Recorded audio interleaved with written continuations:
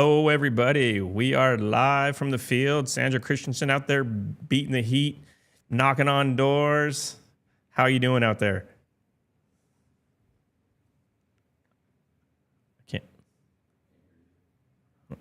Last 4 days. So we've had some great conversations. Father's Day, I hit a high. We hit like 328, but I did more lit dropping because I wanted to be respectful of the fathers and people out, with their families. So I did more lit dropping, but I ring doorbells, I talk to people, and people are surprised. They're like, wow, you're doing it old school. And I'm like, yeah, I want to be where the people are at because I am the voice of the people.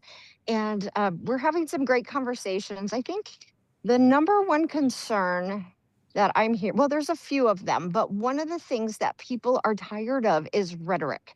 They are tired of the divisive rhetoric on both sides. Totally. And I think that the majority of people where we're at right now, we're the 80%ers. We are in the middle, and regardless of whether you're Democrat, Republican, independent, libertarian, whatever, they just want to stop with the name calling and the divisiveness. And so I think that's my lane because I am the only conservative on the Paradise Valley School Board, and I've learned to stand strong for conservative values on that school board, but do it in a way where I'm not beating up my co-board members on the Paradise Valley School Board, and they respect me for that. They know that I'm going to come out strong for fiscal responsibility, for student safety, putting dollars in the classroom, but I'm not going to walk away and name call them. So I think that's refreshing. In terms of issues for this election, the economy foremost on people's mind. What I'm hearing is wanting relief at the gas pump. I think there's a lot of conservatives that are really looking, including myself, at trying to separate ourselves from the California price. We've got an issue with the audio. We lost your headphones. They lost your headphones. Just repeat what you're saying. So, a little bit. No, Can you hear me, Mario? No, we lost that headphone. Maybe switch earbuds. We lost the headphones here. Yeah, I hear. Okay. Okay.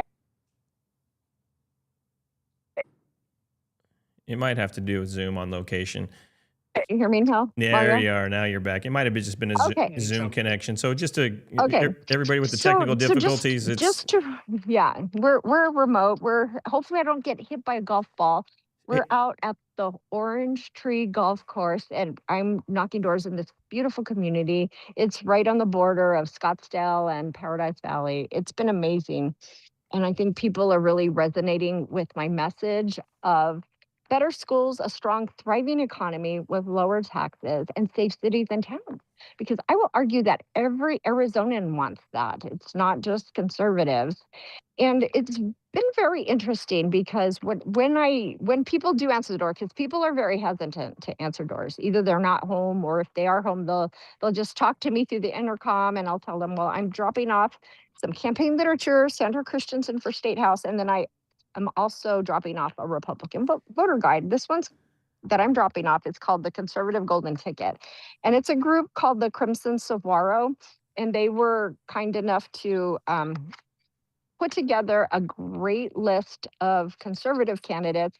And the reason I like the Crimson Saguaro is because they justify the candidate picks that they have. They don't just put the names. And so I probably should talk. I'm gonna get a little closer. I probably should talk a little softer because they're trying to putt behind me. And so I might be talking a little bit. I see him. I hope you're not ruining their game. Can you hear me okay, Sandra? I can hear you. Yeah, I can hear you, Mario. Okay, great. Well, so it's pretty interesting that you're out there. So, I've always been curious when I see politicians going around knocking on doors. I mean, how well received are you out there? Is this a positive experience? Or It's positive. It's positive because I show up with a smile, and I just tell them now I'm dropping off voter guides, and I give them information that the election starts tomorrow. That people are asking, when will my mail-in ballot come? And early in-person and mail-in starts tomorrow. So Wednesday. And so people were kind of surprised. I go, wow, that's soon. And I'm like, yeah, they moved the election up. The last day to vote is July 21st. And then I'm encouraging people to go to Be Ballot Ready to make sure that they're not going to have any issues. They can also go to the Maricopa County Recorder's website so that they can track their ballot. And I encourage them to do that as well. I have a question for you. So, and maybe you Yeah. know this, maybe you don't. I'm not sure, but I definitely know that I have a problem with my voting registration. So, how long does that take to correct that problem? Can I just go on location? They fix it instantaneously. Does it take a few days? Have you heard? It does take some time. It's right now, if you're having a problem for this election, it's a little bit too late to register to vote now. I think I don't even know what day it is today because all my days are going together, but I think it was the 22nd.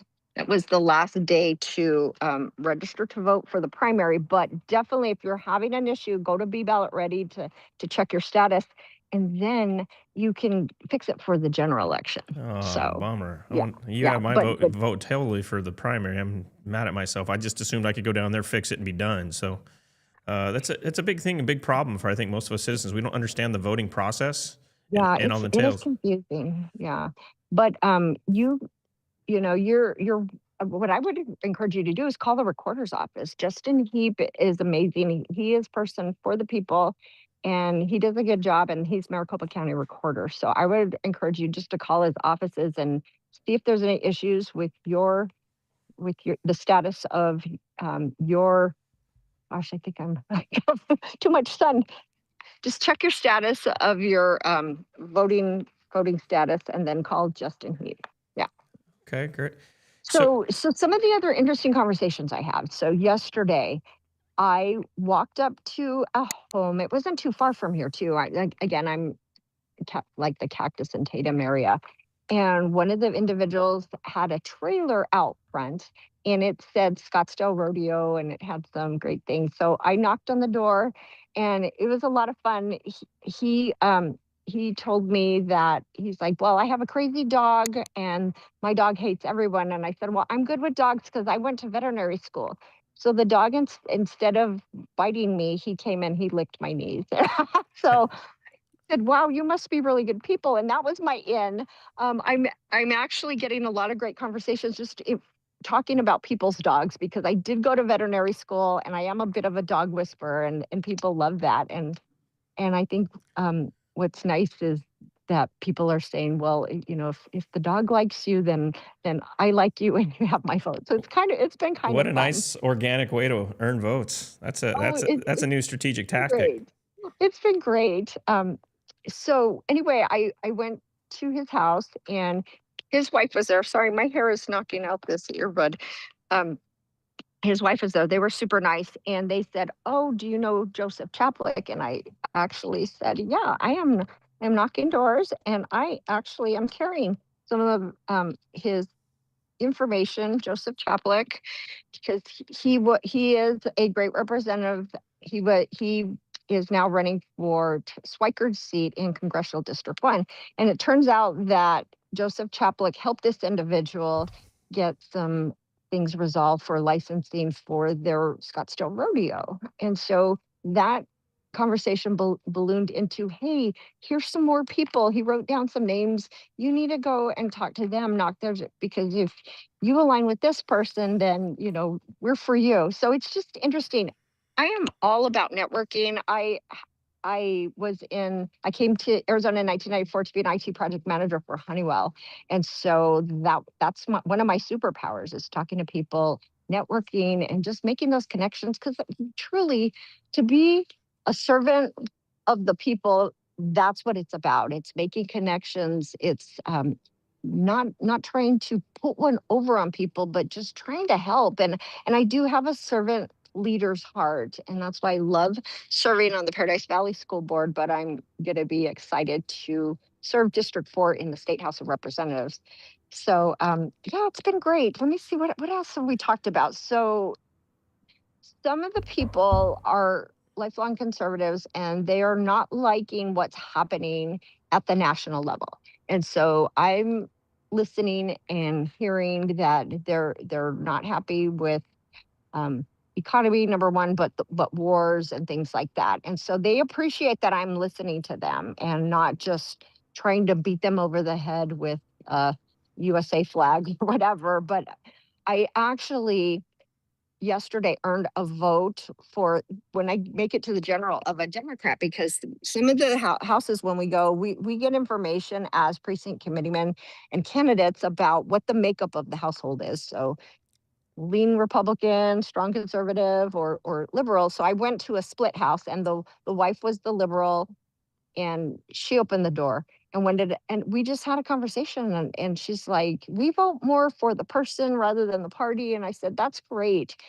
After about a 10-minute conversation, she's like, well, good luck. I'll tell my husband to vote for you in the primary. I'm voting liberal, but I will definitely vote for you in the general, because there you go. we do need strong schools, and we do need safe communities and towns. And, I like your messaging with your business background around making Arizona a strong, thriving economy. So this is not about, just staying in our political lanes. It's about all the people, because once I get elected, just like I am on the Paradise Valley board, I represent everybody, not just the people that voted for me.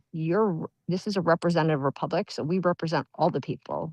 And so, yeah, it's been great. Oh, Another individual that I talked to, and it was yesterday, was a veteran. And again, it was through the puppies, because the puppy was outside. It was a little mini schnauzer, and he.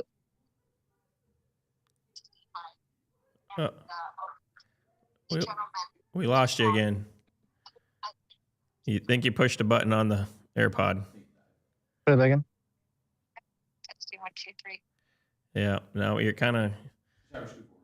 I'm sorry. Can you try scooting forward a little bit? Yeah. Sorry about that. Yeah, that's not doing anything. That's all right. Scoot forward a little bit more, if you don't mind. I'll try it. Yeah. Okay. There we go. Now it's back. I think it's when. Okay. I think it's when you touch the ear pod that it does something. Yeah, it keeps falling out of my. Yeah, I have little ears, I think. Anyway, I spoke to a veteran yesterday, and he is very sad because he feels like everybody hates the country. And I told him that's not true. I think I was wearing this hat yesterday. He's like, I really like your hat. You seem very patriotic. And I said, I love this country. I said, my ancestors were in the areas of Texas, New Mexico, and California, not necessarily Arizona, but those 3 states before they were part of the United States. And I'm Latina, but my ancestors were here a long time, even before they were part of the US. And I've always loved this country. My parents taught us to treat people with respect, love one another, and stand for the flag, hand over the heart, and, national anthem, all of that. So, and my parents are not Republicans. So I think we need to get back to that, right? Love of country. We're celebrating 250 years of this great nation. And it really saddens me that the people that are here for the World Cup seem to be enjoying the US and loving the US more than some Americans. So I'm hoping we can get back to that. So this veteran was just so appreciative. Number one, that I was going door to door. Number two, that I was wearing patriotic gear, and that I love this country. And he definitely said, you have my vote for you to come in the sun and heat and knock on my door and spend 10 minutes petting my dog and talking to me. I know that you care. And so I think that's the difference. That's the difference maker, when people know that you are not just trying to get their vote, but that you care about them and you care about their issues. It really resonates very well with others. Well, I can vouch for that too, because I've gotten to know you over the last 6 months when we first started working together. And now that I've not only had a lot of personal conversations, also seen you interact with a lot of different people in the studio and whatnot. And 100%, you have my vote. You're very genuine. You've stayed on. You've been consistent with your messaging, and I think that's what most people are looking for. Just be proud to be an American. Who cares what party lines? And you definitely carry that persona right there, which is, I think, what majority of us want. So hats off to you for being out there sweating away. Thank you. Yeah, and the other thing I just wanted to add is that you know, going back to the safe cities and towns, some of the people are very fearful when you knock on their door. And so I kind of knock and then I back up and I am armed with a smile and just say, hey, I'm just dropping off some campaign literature for you to help you. The election starts like today. I'm saying the election starts tomorrow for in person voting as well as melons. My ear. The joys of on location. Have like, it will not say the joys of being on location. I never remember Rona Barrett back in the day. I'll never make it as a newscaster. Yeah, but you're doing great. But This is I love it. I love it. I think you need to do more of this. This is fantastic. yeah, yeah. But the conversations are my favorite. And you know, the reason I love door to door is it's unscripted. You don't know what you're gonna get. You don't know if you're gonna get the door slammed in your face or you're gonna have great conversations. So so there was like a agitated person a couple months ago. I was knocking doors to get my signatures to get on the ballot. So this was what, January, February, when the weather was nicer. And a person answered and said, if you're a Republican, go away. And I said, okay, well, you know, I'm just meeting voters and I'm actually currently serving on the Paradise Valley School Board, which is nonpartisan, but I'm looking to run for state house. But have a beautiful day. And then she said, well, wait a minute, let me hear your stump speech. So she must, you know, she said she used to help on campaigns or whatever. And she's like, well, you know, I still probably won't vote for you, but I like your messaging and you make a lot of sense. So I It's kind fair. of walked away upset, you know, because it was she was a little bit rude to me. And I just like kept smiling and just told her to have a good day. So it's that kind of thing, you know, treating people with respect and just earning. And again, it's not about votes, it's about humanity and getting back to um, common sense things. First and foremost, treating people like they need to be treated like humans and not like political party adversaries, right? Right. No, So absolutely. I love your yeah, message stay on that message. I love it. yeah, Well, I know you've got a lot of door knocking to do and whatnot. It's been a good first run from the yeah. It's the road, nth and hour. so don't melt out there. And do you have any No, final words here to kind of close this off, or as I drop another earbud. Yes, the final messaging is just whoever your candidate is, get out and vote. It's our civic duty, and this is the 250th year of America. You know, don't sit this one out. There's a lot of great candidates. Even if I'm not your candidate, please get out and vote whoever you think will most align with your values. So I just want to tell everybody, God bless you, and looking forward. If you're in LD4, I might be knocking your door because I'm hitting a lot, and I think I'm breaking records every day. So today I'm in my truck, so I'm just gonna. So 3/4 ton diesel truck. That's my GMC truck. I grew up in New Mexico. I've always been a truck girl.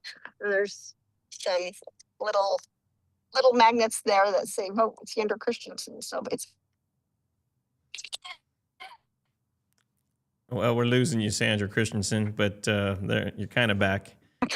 So, on that note, I think that was our cue. So be safe out there, and thanks for all you're doing. okay. Bye bye.